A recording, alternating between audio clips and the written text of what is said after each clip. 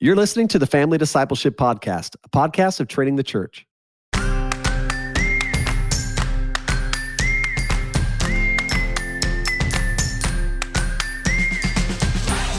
This is Adam Griffin, and before I introduce you to our distinguished guest, let me first introduce you to my two lovely co-hosts. First, the president of the Wilkin Family Fam Club, Cassie Bryant. Cassie, how you doing today? I'm so good. I think you missed a word there. It was the president of the Wilkin Family Pugs fan club. Oh, you just love the dogs. It's mostly the pugs. Jen, how many dogs do you have in your house? Is it 10 to 20, 20 to 30? You would think based on my Instagram account that there is a whole herd, but it's just two. Just a nice moderate number of pugs. Moderate number of pugs. Well, we already jumped to Jen, but first let me introduce my other co-host, a true woman of the word, Miss Chelsea Griffin. Chelsea, how you doing today? I'm good, and I'm disappointed that when I ran for president of the Wilkin Family Fan Club, I lost to Cassie Bryant. I'm sorry. I would accept vice president. I need a historian, actually, and I need you to run AV for the Wilkin Family Fan Club, if that's all right. I'm not good at either of those. Well, it's a distinct honor to have with us today one of Family Discipleship Podcast's top 10 most influential guests we've ever had, Miss Jen Wilkin. Hi, guys. Jen, how are you? I'm good. How's everybody? Oh, so good. It's Friday. Mm-hmm. Yeah. It's Friday here. Friday to be Yes. here. No. Oh, man. We're so happy to have you on, Jen. I know we could probably spend the episode talking about pugs, but before we jump in, let me just give a personal encouragement. When we were first becoming parents, Chelsea took you out for coffee. You may remember, although you've been out to coffee with probably 1 million women in the DFW area, but Chelsea took you out for coffee. That's a good rough estimate, yeah. But Chelsea asked you about discipling our kids, and it made such a huge impact on our family from the very beginning. And so getting to talk with you about this topic is really special. You may remember, well, let me say it like this. Do you remember the question she was most concerned about? I think it was, I don't want to say it if I'm wrong. You can say it. I'll Was tell it you. about work? Was it about work? Oh, No, Close. we had like a 6-month-old baby. So this was almost 10 years ago. And the most important thing I wanted to ask you is how do we make sure our kids are funny? Oh, that's right. Because I was like, I'm so sanctified now. I don't want to show them all this garbage on the stuff that helped me become funny. But I would like them to be funny and yet sanctified. And now I don't know how to do that. It's tough because like You were we helpful. both love that ironic humor that sometimes wanders into sarcasm, and it's like, oh gosh, I don't want to raise mean, funny kids. I want to No. just raise funny kids. Yeah. But a lot of my humor historically has walked the line. oh yes. Yeah, it's tricky. Are your kids funny? Yeah, our littlest one's real funny. But yeah, some of them struggle with the when and how to use sarcasm. Oh yeah, the little one's funny. Yeah. But the when and how of sarcasm is still real tough for the kids. Yeah. All right.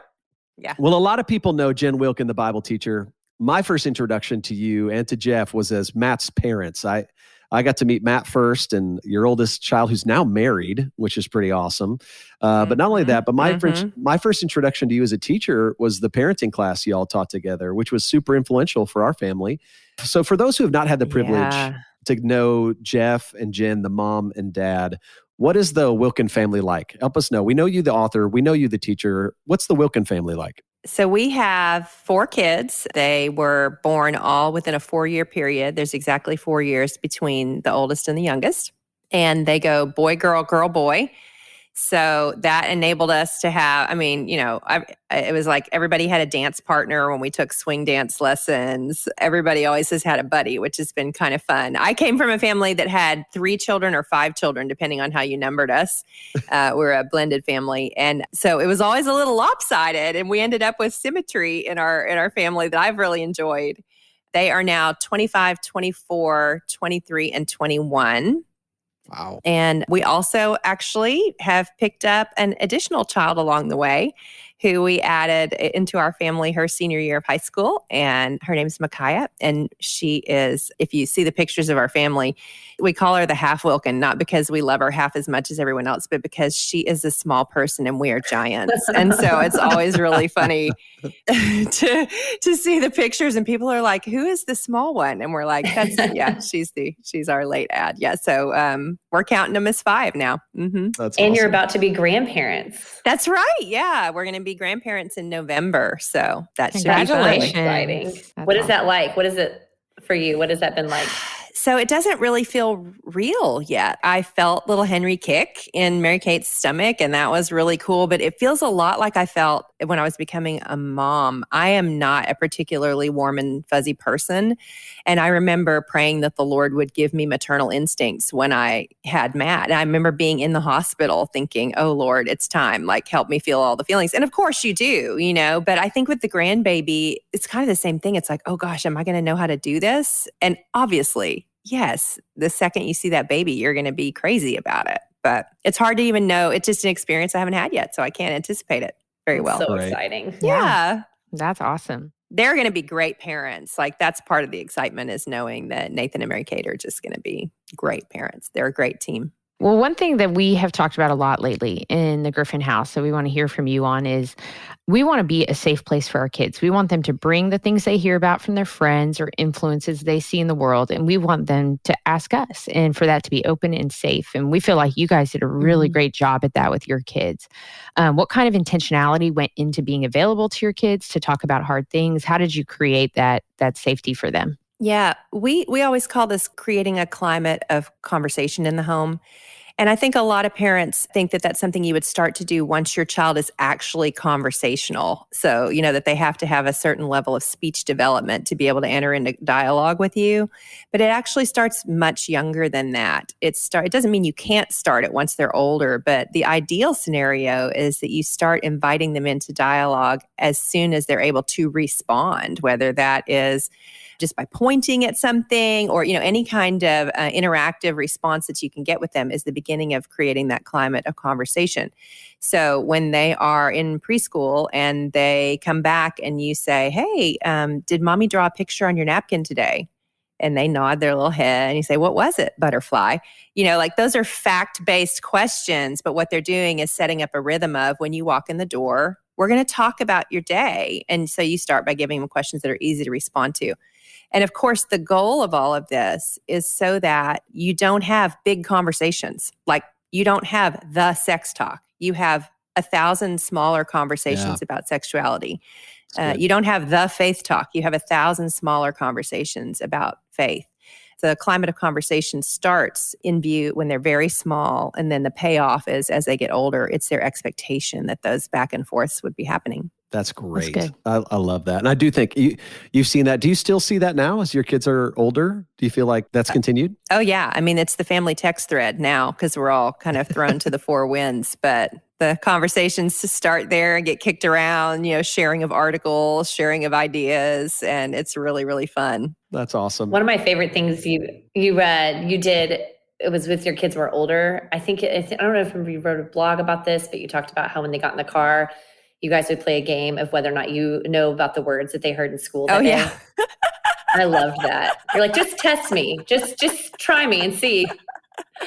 That's so great. Yeah. I basically was like, try to stump me on swear words. And it was hysterical.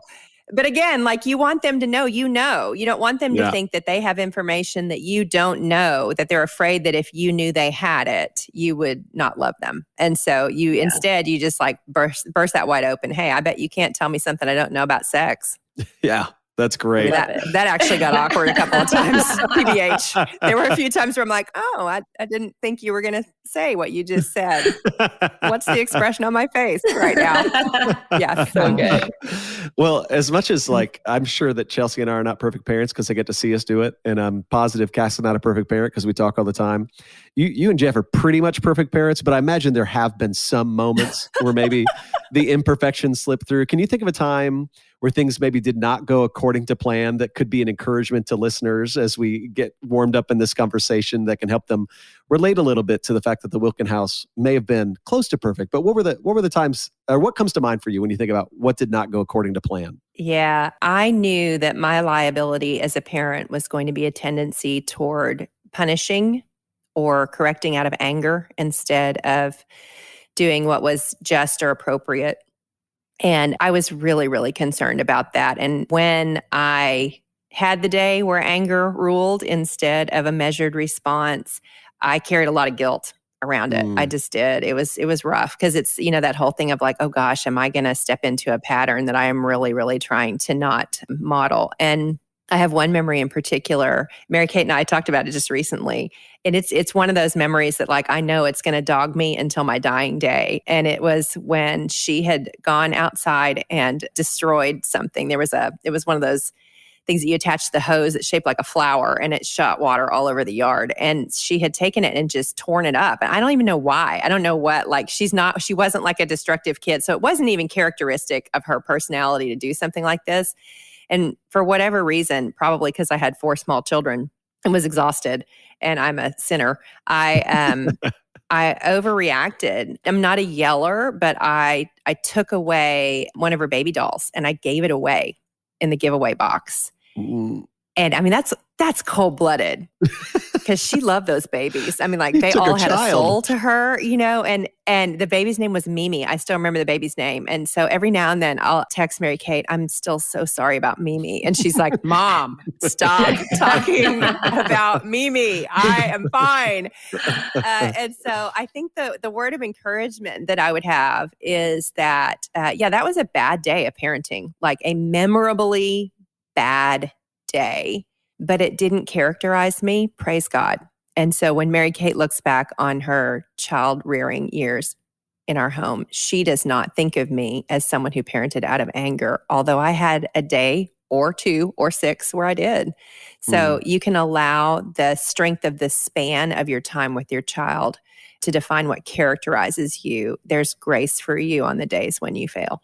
So grateful for that. I am similar. So I have had moments that, I still will replay.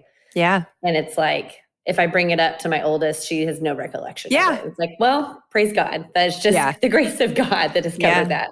You guys give a lot of parenting advice as you've kind of gone throughout ministry over the last couple of decades.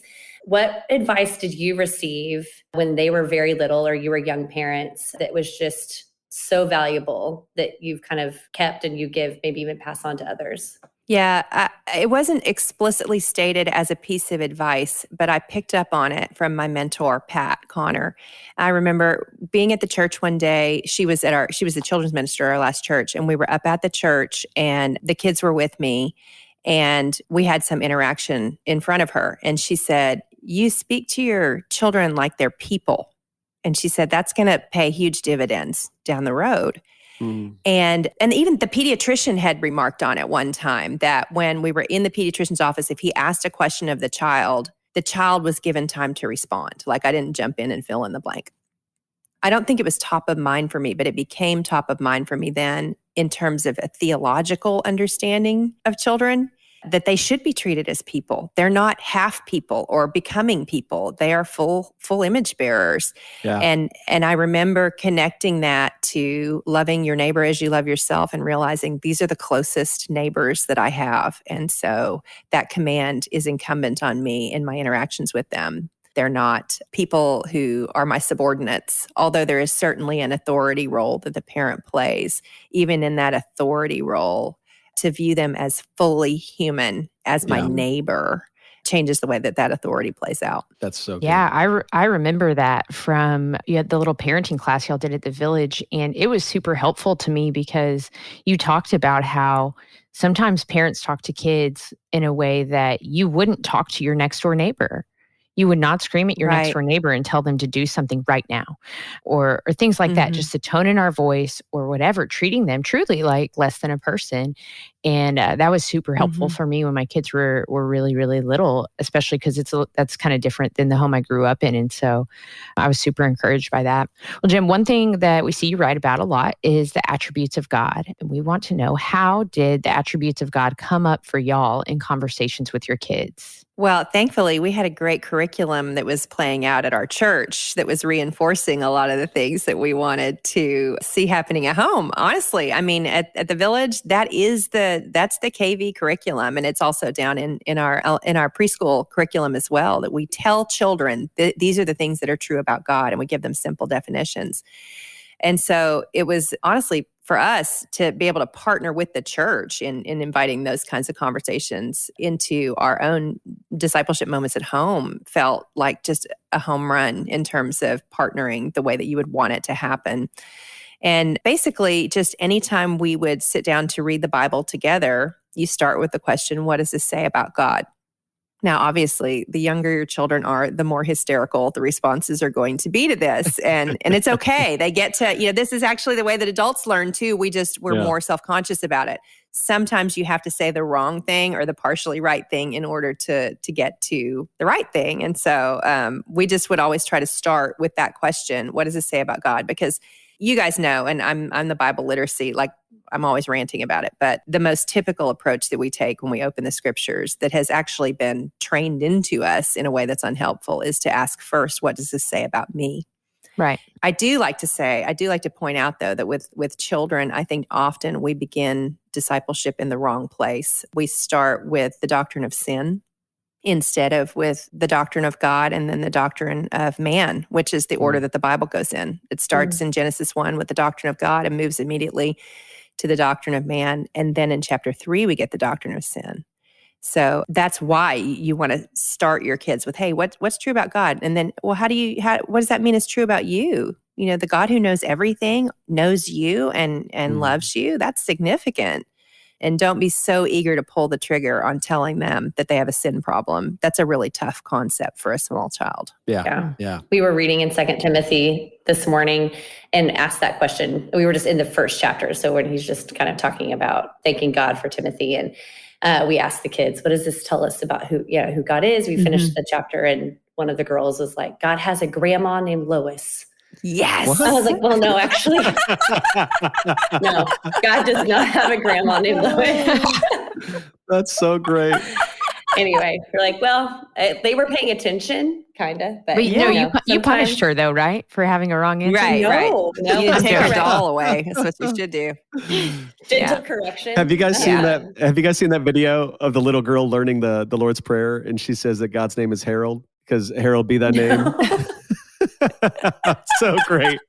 What is God's name? Well, God's name is Harold. Our Father art in heaven, Harold be thy name. We have a good backlog at our church of just great stories with kids. It's just, they're the best. So fun to teach them theology. Jen, if you could go back when your first child was born, what is one piece of advice you would give yourself? Relax. I mean, Jeff always says it's much harder to kill a baby than you think.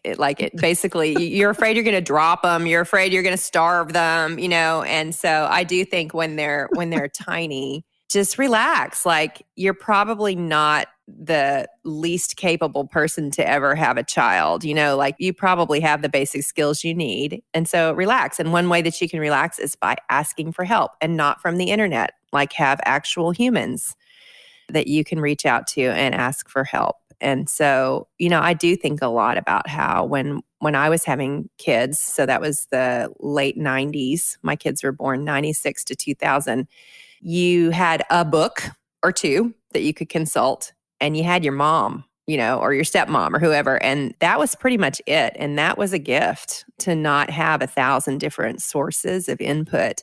So I just mentioned that here because telling young moms to relax and not also pointing to the fact that Google will not help you relax seems like it would be a miss. Yeah, that's really helpful.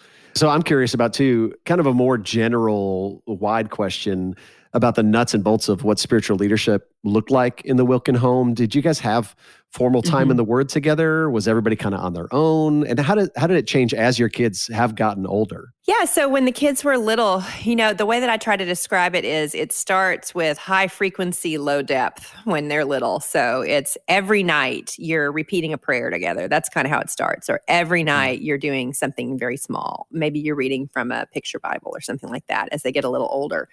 And then by the time they hit middle school and high school, it's probably not every night anymore. But when it does happen, you're able to do much more, right? And so that's a natural progression in my mind across the years that we have our kids at home. So you start with high frequency, low depth, and you move to lower frequency, higher depth. So we went from, the repeated prayer to teaching them to pray for each other in the prayer time. maybe reading a Bible story together. So that would have been early elementary, where they become developmentally able to think about the needs of others and not just their own needs, right? That's the natural progression of maturity in a child. And so you start pointing them toward that. So it's not just tell me your prayer request. It's we go around and we all say, these are the things that I would love prayer for. And then at the end, I'll take Dad's, I'll take Matt's, I'll take Claire's, so that you don't know in advance whose you have to take. So you're listening to everyone's in a way that you can then pray for them. So it's sort of an active listening exercise that's others focused. And then by the time everyone's able to read, and I realize in some families that doesn't happen in a neat sequence because of the space between children, we would just pick a book of the Bible and we would read through it a section at a time. And Jeff was really great. He would say, come with 2 observations and 2 questions. And I'm like, oh no, I mean, they need to mark up the passage and they need to, repeated words and phrases and what's the major theme and a little outline. And he's like, hey, you're going to need to chill. And we're going to go with 2 questions and 2 observations. Yeah. And he was right. I mean, it was enough to have a good dialogue around the dinner table together, which is where we ultimately did it as the kids got older. By the time they were in high school, it was 1 night a week. It was Monday nights at the dinner table. That's great. I That's love so that. helpful. Over the years, what are some of the prayers that you prayed for your kids that you got to see the Lord answer? That they would have their own faith, that they would see Dad and Mom as human at an early age. I did not want them to leave our home and learn that we were human after they had left. We wanted them to work through some of that while they were still at home and we could parent through it. And so I think I prayed that they would encounter, real challenges that we could deal with while they were still with us. And that, that we would remain, we had an added difficulty of, you guys know, you're on staff at a church, people want your kids to be something and they want you to be something. They want you to be a perfect parent and they want to know that doing the right things will yield the right outcomes. And so we prayed that our children would have the freedom to fail, even if it was a public failure, in a way that would build character in them and not bitterness. That's good. That's good. Jen, you had mentioned the church earlier. What role has the church played in coming alongside your family as you guys have discipled them? Well, Jeff has actively served in Kids Village in children's ministry for our entire time at our church, which has meant that not only have the resources that the church has put out been something that we had a lot of access to and familiarity with, but he was always great about bringing the kids in to serve with him in those spaces when they aged out of them. And I can't even say that we had a master plan. It was just that we've always really enjoyed doing what we're doing with each other. But what ended up happening was our kids got a real sense of, oh, I don't just attend, I serve. I start paying back as soon as I'm at the next stage of development. And I'm thankful that we were at a church that had clear pathways for service and that didn't withhold them from children, kids who were at a developmental stage where they were able to start serving back into the system. And it's funny because you see Lifeway put out these studies that show what keeps kids in church after they've left the home. And that's a huge factor, is whether they were able to serve in some capacity. I think number 1 was whether they were taught to read their Bibles, which I'm thrilled that made number 1. And then also having meaningful ways to serve, to contribute. That's so great. Some of my favorite memories with your family are your kids coming as camp leaders. Oh, yeah. Oh, my goodness. I just loved it. The amount of time in the summers we'd get with the Wilkin girls in those cabins. They were such great leaders. Yeah, that's funny. Awesome. Well, Jen, a lot of people know, and we haven't mentioned it yet, but I think a lot of our listeners will know that you've written some really helpful books about studying the Bible. You wrote Women of the Word. You've written some great books about the attributes of God. You've got a newer book out, 10 Words to Live By. For you, you've dedicated so much of your life to biblical literacy and helping people get the most out of the Bible as they are supposed to. For you, when it comes to family discipleship and comes to the Wilkin Home, what scriptures have guided you in the way that you lead, or have guided you, or that come to mind most often when you think about your children? Well, I know it's sort of a trite one to bring up because it's one that a lot of people would point to, but I stand by it at Deuteronomy 6, where it talks about talking about these things when you're walking in the way and when you're, it makes me cry, sitting at home, lying down, rising up, because it implies that there will be a lot of overlap in the time that we spend together. Yeah. Which is counterintuitive to a lot of parents today because of the way that we are conditioned by, things like, honestly, like parent peer pressure. It's like, oh my gosh, my kid's got to be in 1,000 activities. And I remember us reading that and really meditating on it and thinking, we're going to have to fight hard to have that much overlap in our family time. Mm. And, you read like the statistic, just sociologically, family dinner 2 to 3 times a week reduces the risk categories for your kids exponentially. And so the church of all places should be a place that says this is a value. Yeah. Shared time is a value. And so I think often about that passage and how it's solidified for us. Adam, you guys talk all the time about time, moments, and milestones. And that time piece is, I think the saying is, quality time is a function of quantity time. And that was what Deuteronomy 6 was pointing us toward. It's just like there is no substitute for long, boring stretches on a regular basis as a family that are the places where those conversations begin that you wanted to have, that are the places where you realize these are the people who will be my people forever. That kid, Jeff used to always say, this still cracks me up. He would say to the kids, hey, do you know who sat next to me? You know who my best friend was in the 2nd grade? And they'd be like, no. And he'd be like, yeah, me neither. I have no idea where that kid is now. But you know who I am best friends with? My sister. And so, it was just this, hey, these are the people you're going to walk through life with, whether you love them or despise them. So we should commit a lot of overlap time to loving them. Amen. Not to like toot our podcast horn. I don't want to toot our podcast. Do we have a podcast horn? I'd love to get a podcast horn. Can you toot it? Can we make that happen? I would like you to toot it right now. But I would like to point out that I think every episode, Deuteronomy 6 has come up. Yeah. The Shema has come up. Like either a guest has brought it up or it's come up in our conversation. I love that. I feel like it's the mark of a quality family discipleship. Yeah, I think Deuteronomy 6 is it's the quintessential summary of what we all hope for. And it's what Jesus pointed to as the greatest commandment, right? He said, we're going to love the Lord our God with all our heart, soul, and mind. And here's how it's going to go. It's going to be everywhere. You're not just going to do this some of the time. It's not going to be a compartment of your lives. This is who you guys are. If you're following me and you have one God, this is what your life looks like. Well, Jen, before we let you go, if you're willing to share with us, what are some of the prayers you have for your kids right now? If our listeners want to pray for the Wilkins, what can we ask God for on your behalf? I'm praying that the joy of their salvation would increase with the number of their years. And I'm praying that they would look not just to their own interests, but to the interests of others. And that they would, if they have seen open-heartedness and hospitality in our home at all, that it would characterize the homes that they're now building. Why are you making me cry on your podcast? We didn't have a horn. We needed some crying. And I'm also, honestly, just pray that they will all move back into my house and live with me forever. Yeah, that's the dream. I'm or like, you and Jeff get an RV. Compound. Yeah, I'm like, a compound. I get it. That actually doesn't sound crazy to me. That sounds like exactly what the doctor ordered. So no, I'm teasing. But we really have enjoyed such closeness that I think we're in a stage of life where it's just not it's not a given for us, but it's still a desire that we have to be together as often as is feasible. So I think pray that the Lord would give us opportunity to see each other as is appropriate to our stage of life. Jen, we are so grateful for your leadership in all of this, but especially as a mom for my family. You've made such a huge impact.